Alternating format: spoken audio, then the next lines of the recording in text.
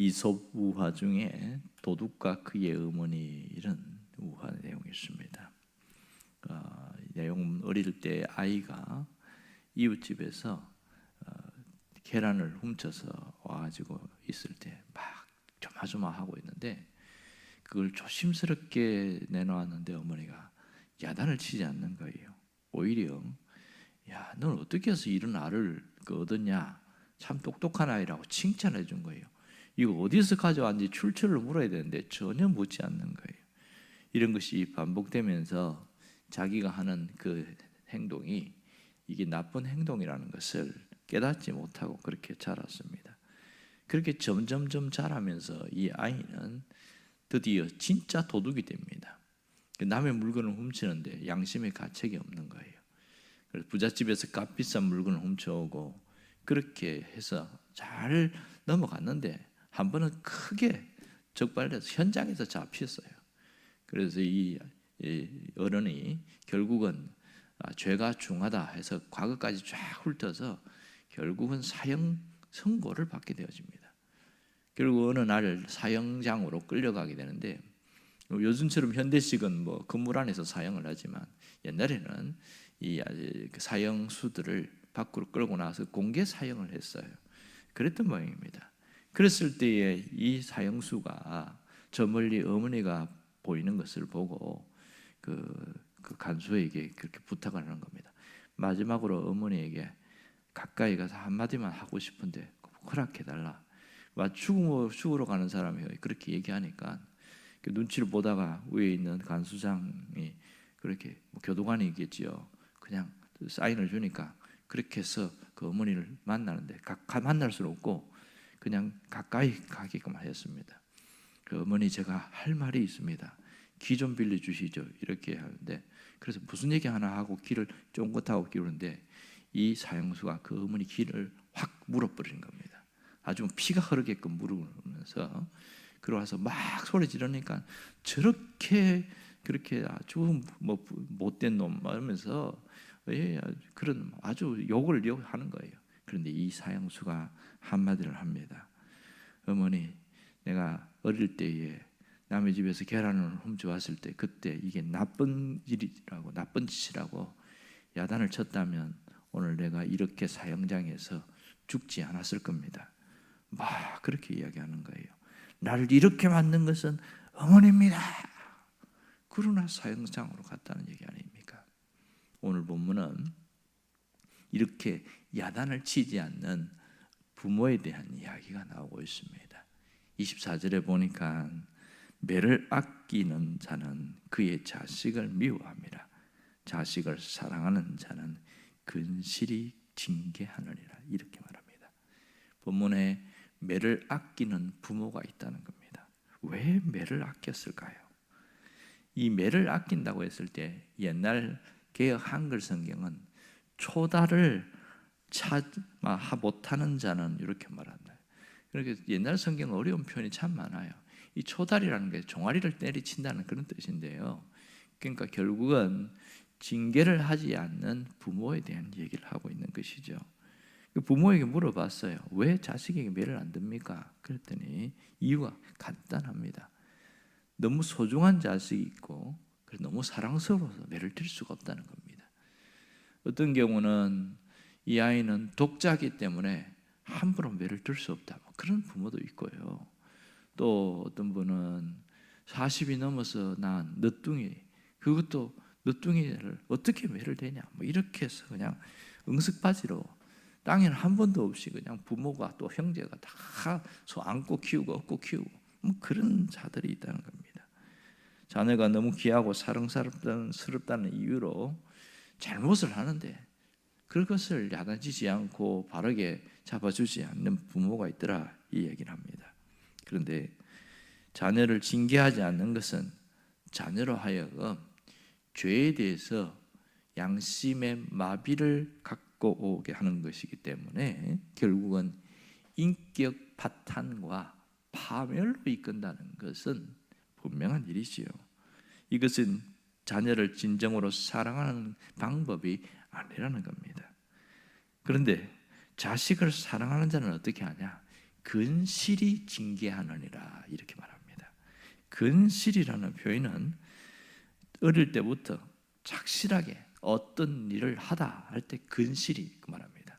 그러니까 근실이 징계한다는 것은 잘못했을 때 그것을 넘어가지 않고 반드시 그가 잘못을 깨닫도록 그렇게 한다, 이 얘기였지. 근실이 징계한다는 거죠.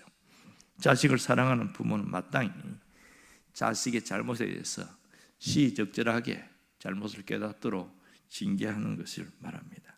자문은 자녀를 어떻게 사랑해야 하는가, 자녀가 잘못했을 때 어떻게 키워야 하는가 하는 자녀 양육에 대한 부분을 잘 가르쳐주고 있습니다. 오늘은 마이너스에 대한 부분이죠. 자녀가 큰 실수를 하거나 잘못했을 때에 어떻게 양육할 것인가, 반드시 징계가 필요하다, 교육에는 매가 필요하다, 이것을 강조하고 있습니다. 그래서 근실한 매는 아이를 잘못된 길에서 바른 길로 나가도록 도와주는 일을 한다는 겁니다. 이와 동시에 하나님이 우리를 사랑하시기 때문에 우리가 잘못된 길로 갈 때에 징계라는 도구를 사용하신다는 겁니다. 신명기 8장 5절에 보면 그렇게 말합니다. 너는 사람이 그 아들을 징계함같이 내 하나님 여호와께서 너를 징계하시는 줄 마음에 생각하고, 이 부모가 자녀를 징계하는 것처럼 하나님도 징계하신다, 그 얘기를 하는 거예요. 그리고 계시록 3장 19절에도 뭐라고 그러냐면 무릇 내가 사랑하는 자를 책망하여 징계하노니, 그 계시록 3장에 잘못된 교회에 있는 성도들을 향하여 사랑하는 자를 책망하여 징계하노니 이렇게 말하고 있습니다. 여러분, 우리는 징계에 대해서 잘 이해해야 됩니다. 징계에 대한 바른 이해가 그 사람이 바른 인격을 갖게 하고 바른 신앙을 갖게 합니다. 신앙은 좋은데 인품이 안 좋은 사람이 있습니다. 신앙은 좋은데 행실이 안 좋은 사람이 있습니다. 과연 이 사람이 신앙이 좋다고 말할 수 있을까요? 수직적으로 하나님과의 관계는 너무 좋은 것 같아요. 기도도 잘하고 성경도 뭐 많이 알고 뭐 하나님 앞에 하는 거는 뭐 아주 잘합니다. 뭐 예배를 뭐 안 빠지기를 하나, 뭐 하나님 앞에 드리는 것을 아까워하지를 않아. 신앙은 너무 좋은데, 그런데 하는 말이 보면 이상하게 사람의 마음을 상처를 주고 거짓말을 하고 막 자기 마음에 안 들면 막 온갖 나쁜 그런 행동을 하고, 이게 신앙은 좋은데 인격이 별로다. 이게 과연 신앙이 좋은 것일까? 여러분, 그런 질문을 던질 때 굉장히 많습니다. 하나님은 결코 그것이 신앙이 좋다고 하지 않습니다. 오늘 우리가 징계가 무엇이고 왜 징계하는지를 정확하게 알아야 됩니다. 징계는 잘못된 것을 바로 고치기 위한 것이지요. 징계는 처음부터 주어지는 게 아니라는 걸 알아야 합니다. 징계 전 단계가 있습니다. 그것이 뭐냐 하면 말씀입니다. 먼저 말로 권면하고 훈계하면서 꾸짖는 겁니다. 너 그러면 안 돼. 너 그렇게 행동하는 거 잘못된 거야. 그렇게 하면서 말로 하는 때가 있습니다. 그런데요, 말로 해도 소용이 없을 때가 있어요. 그때부터 징계가 들어갑니다. 말의 효력이 떨어졌을 때에 그때는 꽝 하고 터지는 것이 바로 징계라는 겁니다. 흔히 형벌과 징계를 혼동하는 분이 많습니다. 형벌과 징계는 확실히 다른데요, 형벌은 버림받은 자에 대한 심판 행위입니다. 그러니까 법의 심판을 받는 것을 형벌이라고 합니다. 넌 죄 지었으니까 이 정도의 형벌을 받아야 돼, 이렇게 말합니다. 그런데요, 징계는 자녀를 향한 사랑의 행위입니다. 법은 징계를 하지 않고 형벌을 가합니다. 그러나 부모는 자녀를 형벌을 가하지 않고 징계를 한다는 사실입니다. 바른 길로 돌아올 수 있도록 하는 사랑의 행위가 징계라는 겁니다. 어떤 아이가 막 엄마가 다림질을 하고 있으니까 신기하잖아요.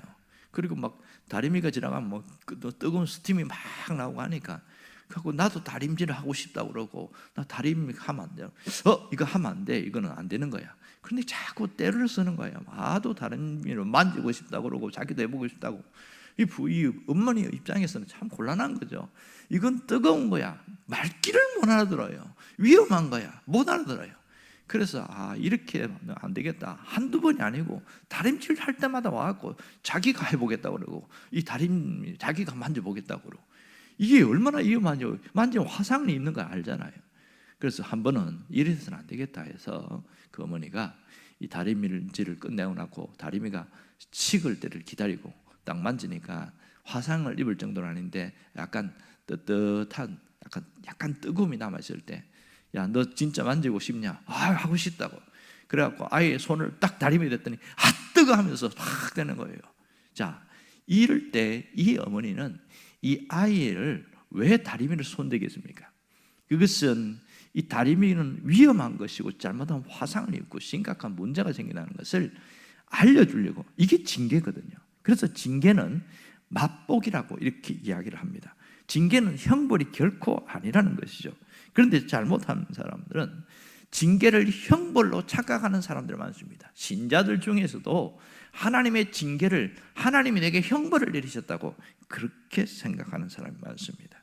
약간의 고통을 통해서 이것은 위험한 것이라는 맛보기 성격이 징계라는 것을 알아야 됩니다. 하나님은 우리가 바람직한 행위를 하지 않을 때 어떤 그것에 대해서 징계하실 때가 있습니다.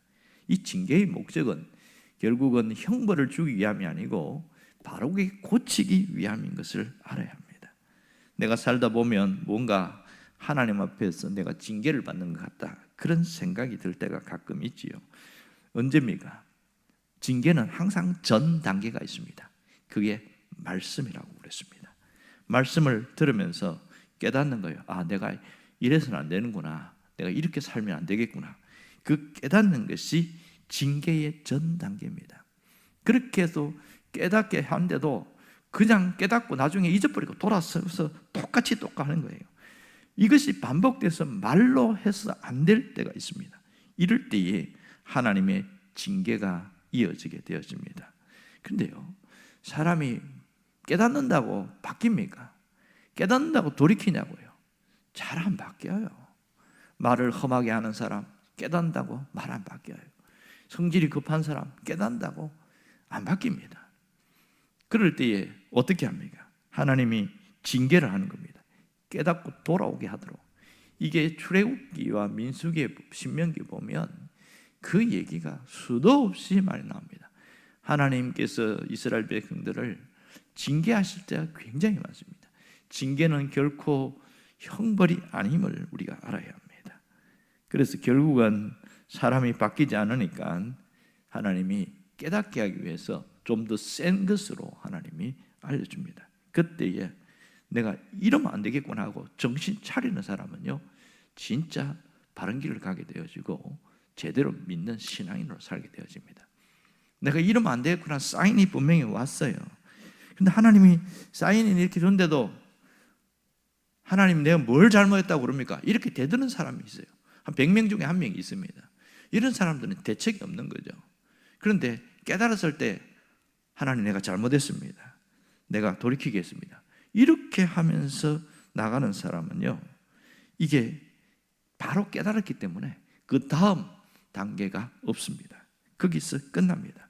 그런데 이게 하나님이 징계한지 아닌지 그걸 아예 무시해버리는, 징계를 가볍게 여기는 사람이 있습니다. 우연히 이런 일이 일어난 거지 그게 무슨 하나님의 징계야, 이러면서 무시하는 사람이 있습니다. 분명히 하나님의 사인을 주는데 아주 이걸 가볍게 여기고 아주 무시해버리는 그런 경우가 있습니다.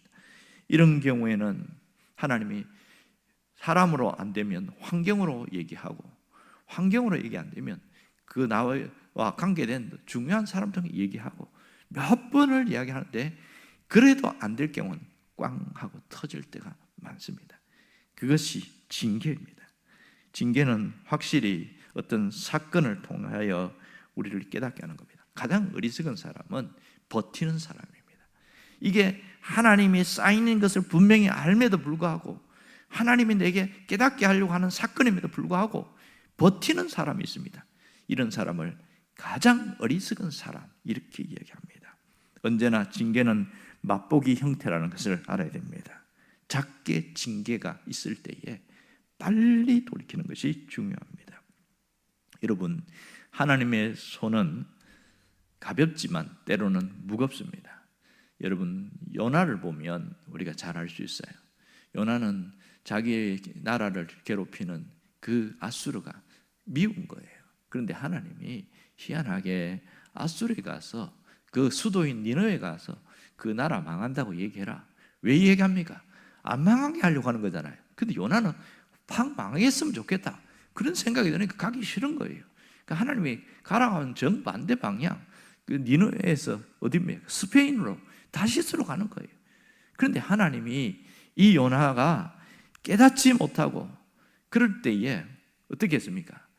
지중해 바다 전체를 확 소용돌이를 일으켜버린 겁니다. 그 잔잔한 지중해 바다 전체를 완전히 풍랑으로 정신을 못 차리게 해서 결국은 이 요나가 내가 죄인이다고 나를 바다에 던지라고 고백이 나올 때까지, 그럴 때까지 하나님이 소용돌이 친 거예요. 폭풍이 불면 정신 차리고 기도해야 되는데 요나는 뭐 했는 줄 압니까? 맨 밑에 들어가고 굴굴 잠자고 있었습니다. 그랬더니 하도 답답해서 선장이 왔고, 야, 이럴 때 네가 어떻게 잠을 자냐? 네가 섬기는 하나님께 기도해라.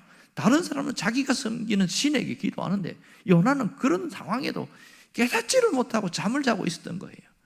이런 상황이 계속되다 보니까 결국은 이 요나가 어디서 철저하게 무릎을 꿇습니까? 물고기 뱃속에 들어갔을 때 그때에 철저하게 부서지고 깨어지는 것을 보게 되어집니다. 여러분, 하나님이 내게 사건으로, 환경으로, 사람으로 말씀하실 때가 있어요. 그럴 때에 저 사람이 내게 이러면서 자존심 상했고 씩씩거리고 그럴 게 아니고 하나님의 사인이라고 느끼는 그 순간 알겠습니다, 하나님 내가 알았다니까요 하면서 무릎을 확 꿇어버리면 그때부터는 그 사건 이후에 더 이상은 없습니다. 이것이 하나님이 내게 주신 사건을 받아들이는 순간부터 인생은 달라지게 되었습니다. 여러분 갖고 있는 잠언 3장 12절을 펴보시기 바랍니다. 오늘 잠언 3장 12절을 보겠습니다. 같이 읽습니다. 대저 여호와께서 그 사랑하시는 자를 징계하기를 마치 아비가 그 기뻐하는 아들을 징계함 같이 하시느니라. 징계는 누가 합니까? 징계는 부모가 합니다. 아버지가 합니다. 이 징계의 동기가 뭐예요? 사랑입니다. 부모가, 아버지가 자식을 향해서 사랑하기 때문에 징계한다고 분명히 말하고 있습니다. 망하게 하기 위해서 징계하는 부모는 단 한 사람도 없습니다. 심지어 악한 부모라 할지라도 자기 자식을 징계할 때에 바르게 세우려고 하는 겁니다. 결국은 돌아와서 행복하게 살게 하는 것이 핵심이죠. 하나님도 그렇습니다. 하나님이 우리를 징계하실 때는 우리에게 망하게 하기 위함이 아닌데, 사람들은 하나님의 징계에 대해서 거부감을 갖는 경우가 굉장히 많습니다. 나를 미워하기 때문에 징계하신다, 이렇게 이야기합니다. 우리가 인생을 살아갈 때에 특별히 하나님이 우리를 훈련시키는 두 가지 방법이 있습니다.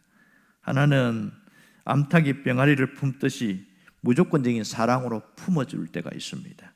이렇게 해서 때로는 많이 필요합니다. 상처받고 찢기고 힘들 때는 하나님이 그를 품어주시고 위로해 주시는 부분이 있습니다.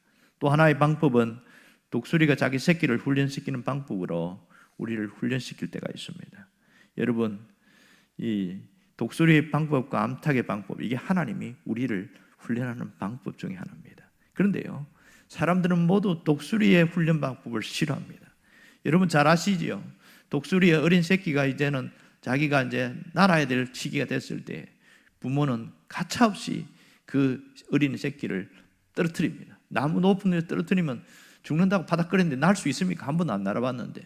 그런데요, 죽을 때까지 내버려 두지 않고 막 바닥거리는데 딱 중요한 시기에 쏜살같이 해서 어미가 팍 낚아채가 다시 둥지로 올라갑니다. 이것을 수도 없이 반복하면서 뭐가 생기냐? 날 수 있는 힘이 생기는 거예요. 이 어린 새끼에게는 무슨 생각합니까? 나를 미워하기 때문에, 나를 싫어하기 때문에 이렇게 한다고 그렇게 생각하지만 결국은 어린 독수리가 자기 스스로 날게 되는 겁니다. 하나님이 우리를 징계하실 때에 우리를 떨어뜨리게 하는 것이 아니고 우리를 다시 날 수 있도록 다시 세우려고 한다는 것을 알아야 됩니다. 우리의 영혼을 이르도록 방치하면 망하기 때문에, 인생이 망가지고 모든 것이 무너지기 때문에 하나님이 수도 없이 사인합니다.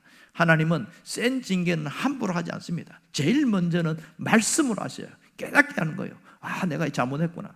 근데 거기서 보통 깨닫고 돌아오는 사람이 있으면 얼마나 좋겠냐면 대부분 그거 갖고는 안 돌아옵니다. 가벼운 맛보기의 어떤 형태의 징계가 있을 때, 이때 돌아오는 사람들은 지혜로운 사람이죠. 진짜 미련한 사람은 그래도 버티고 센 징계가 있을 때까지, 뭐 차가 부서지고 다리가 부러지고 막 깨지고 이래야 돌아오는 사람은 정말 어리석은 사람입니다. 그러고 나서 죽지 않은 것에 대해서 하나님 앞에 깨닫고 돌아왔고 감사한금 내고 하는 사람은 어리석은 사람이에요. 진짜 지혜로운 사람은 말씀을 듣고 아, 내가 이렇게 하면 안 되는구나 하고 깨닫고 거기서 돌이키는 사람이 최고 지혜로운 사람입니다.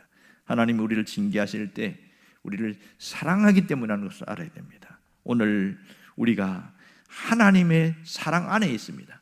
하나님의 사랑은 언제나 따뜻하지만 않습니다. 때로는 따갑기도 하다는 것을 알아야 됩니다. 왜냐하면 우리 안에는 죄의 본성이 있기 때문입니다. 그러므로 오늘 징계에 대한 생각과 사고방식이 완전히 달라져야 됩니다. 먼저 깨닫는 것이 얼마나 큰 은혜인가 하는 것을 우리는 여기서 알 수가 있습니다. 우리는 각기 제 길로 가는 그런 길을 걸은 어리석은 자입니다. 그러나 하나님은 우리를 사랑해서 끊임없이 말씀으로 찾아오셔서 네가 그렇게 살면 안 돼, 이렇게 하면서 방향을 틀어주실 때 우리는 즉시 돌이키는 그런 사람이 됩니다. 이런 지혜로운 자가 되시길 바랍니다. 기도하겠습니다.